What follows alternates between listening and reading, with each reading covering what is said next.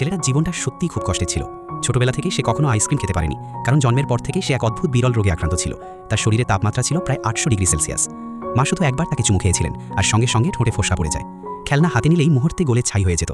বিশেষ করে সে রেগে গেলে শরীরের তাপমাত্রা আরও 3 গুণ বেড়ে যেত। তাই তাকে ঠান্ডা রাখতে মা বাধ্য হয়ে ফায়ার এক্সটিংগুইশার ব্যবহার করতেন। এমনকি কোলে নিতেও বিশেষ তাপরোধী গ্লাভস পরতে হতো। সবচেয়ে দুঃখের বিষয় ছিল, ছেলেটা শুধু একটা আইসক্রিম খেতে চেয়েছিল, কিন্তু হাতে নেওয়ার সঙ্গে সঙ্গেই সেটা গলে যায়। এই অদ্ভুত রোগের কারণে গ্রামের সব বাচ্চারাও তাকে এড়িয়ে চলত। একসময় ছেলেটা মজা করে পরিবারের সবাইকে দুষ্টুমি করতে শুরু করে। বোন ঘুমিয়ে থাকলে তার কোকড়ানো চুল সোজা করে দিত, আর ভাইয়ের আতশবাজিতে হাত দিয়ে আগুন জ্বালিয়ে দিত। কিন্তু বয়স বাড়ার সঙ্গে সঙ্গে তার শরীরের তাপমাত্রাও বাড়তে থাকে। প্রতিদিন নিজেকে ঠান্ডা রাখতে শত শত কেজি বরফ ব্যবহার করতে হতো। বাবা মা তাকে এক ওঝার কাছে নিয়ে গেলেন চিকিৎসার জন্য, কিন্তু সেখানে গিয়ে উল্টো আগুন লাগার উপক্রম হয়ে যায়। একদিন ছেলেটার বিয়ের সম্বন্ধ আসে। বাবা ছেলে সব সমস্যার কথা খুলে বললেন। সবাই ভাবছিল এই সম্পর্ক ভেঙে যাবে, কিন্তু মেয়েটি একদমই ভয় পেল না। সে রিমোট দিয়ে এসি চালিয়ে ঘর ঠান্ডা করে দিল। তারপর মেয়েটি তাকে একটি আইসক্রিম দিল। অবাক করার বিষয়, এবার আইসক্রিমটি আর গলেনি, এমনকি ছেলেটার চুলও আবার কালো হয়ে যায়। এভাবেই শেষ পর্যন্ত তারা সুখে শান্তিতে জীবন কাটাতে শুরু করে।